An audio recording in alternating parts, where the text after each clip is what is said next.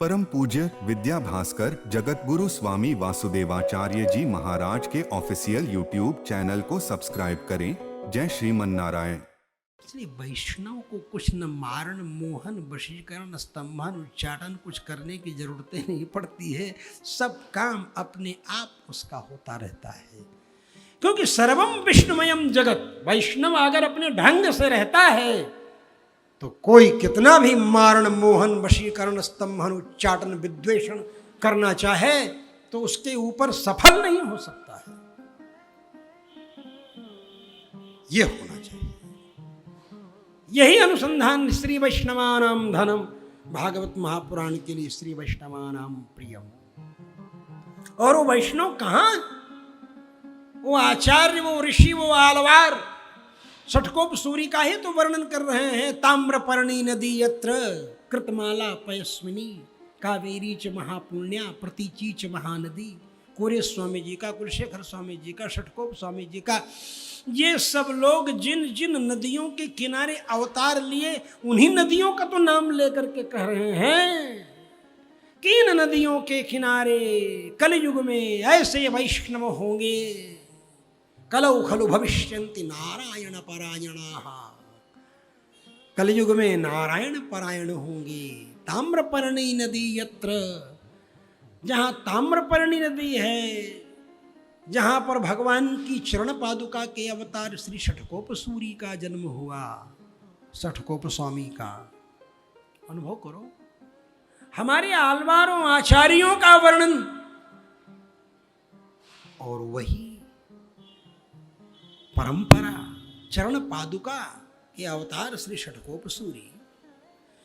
और वह श्री षटकोप सूरी, श्री षटकोप नाम भगवान का चरण जहाँ हमारे मस्तक पर रखा जाता है। आपने देखा होगा मंदिरों में, हमारे अनिरुद्धाचार्य जी ने तो श्री षटकोप शठारी हमको उपहार स्वरूप में पहले दिन ही प्रदान की है।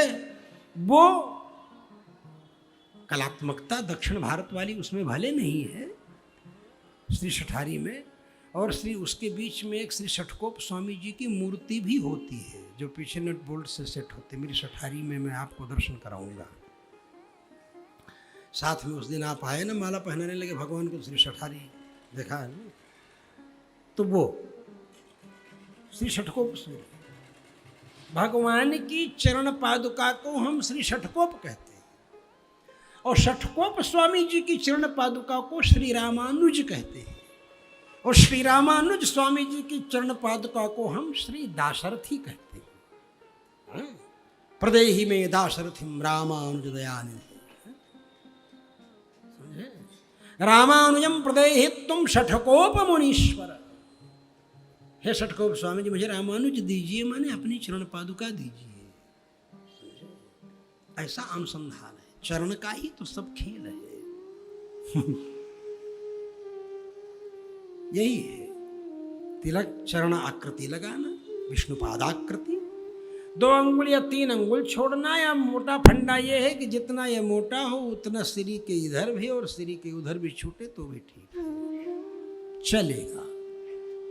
लेकिन 1 अंगुल चौड़ा और 4 अंगुल ही लंबा तिलक लगाने का नियम है मस्तक में, शास्त्र में जहां धारण करने का विधान है। ये नहीं कि यहां से यहां मार दिया, ऐसा। 1 अंगुल मोटा, 4 अंगुल लंबा, इस तरह रखने का नियम है। ये सब जगह की तिलक नहीं, ललाट में, दोनों भुजाओं में, पृष्ठयो, मेरुदंड के मूल में और ऊपर। ये जो है चतुरंगुल मात्रम, 4 अंगुल के तिलक लगे। इन पर ध्यान भी है देवताओं में, 12 नाम के। 6 अंगुल के तिलक आपके ये वक्षस्थल के रहेंगे, आपके 8 अंगुल का तिलक उदर का रहेगा।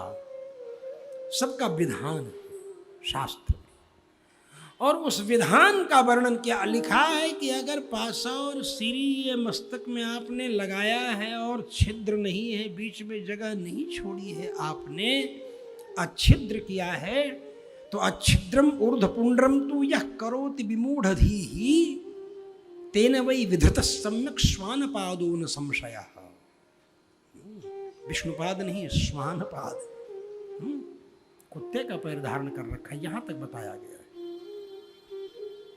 परम पूज्य विद्या भास्कर जगत गुरु स्वामी वासुदेवाचार्य जी महाराज के ऑफिशियल यूट्यूब चैनल को सब्सक्राइब करें। जय श्रीमन नारायण।